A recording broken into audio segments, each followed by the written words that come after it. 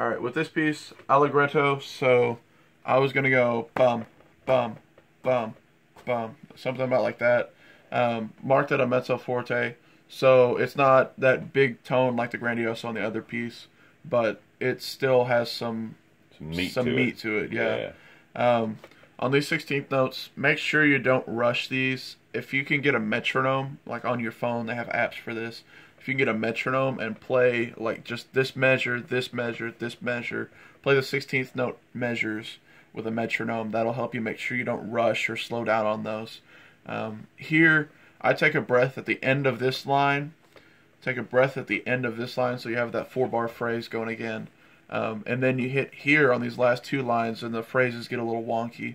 I'd say take the biggest breath here. If you need a sip, a little bit of air to finish out the rest of the line, take one there. And if you figure you can't make it for some reason, you could take another sip right there. Yeah, that's a quick, a quick real breath. Quick. Yeah. Don't try not to cut the note off as much as possible. Then you hit this last measure. I've been doing a slight retard. It's a musical taste thing. You just slow it down a little bit, so it'll be ba-da-ba, ba-da-ba, ba-ba-ba. And musicality, William, is a big part of your score.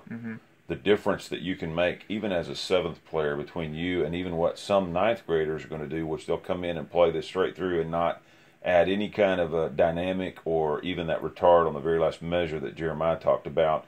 That will separate you from a ton of the kids who are going to go in and try out with this. And just remember, when it comes to the breath on trumpet, you never want to be playing the end of a phrase on the last 20% of your tank. You always want to keep it 80% full. You want to be in that position. Never get to that last 20%, because if you have to finish a phrase on the last 20% of your oxygen in your lungs, you won't get a strong finish that you really need. Again, the first note you play and the last note you play are the ones that they're going to remember. So make sure you finish your phrases strong on these. All right, Jeremiah, give it a shot.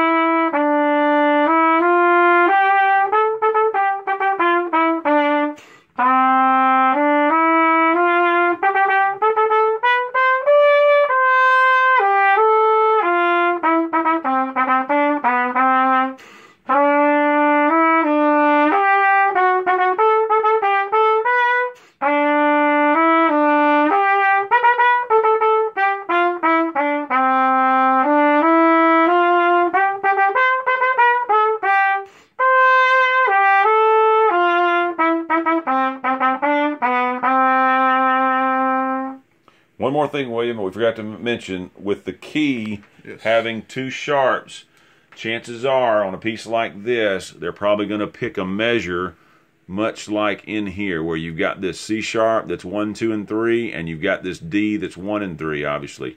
That's a measure you're going to want to work on a little bit, because what's happening here, Jeremiah, show him on the slides how you need to do that with that measure. I'll play it slower so you can see it. Do it slow, yep.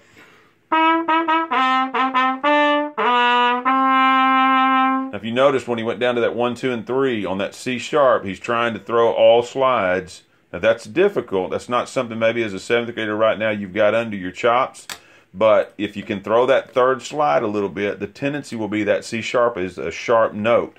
And the judges, if you come in as even a 7th grader and you can throw that 3rd slide a little bit to help you drop that note down a little bit so it's not sharp, they're gonna hear that, because they're gonna hear that slide when you pull it back in and pop it in. So big deal, right, Jeremiah? Yeah. Okay. Any questions at all? Feel free to give us a shout, William, and hopefully this helps you out, bud.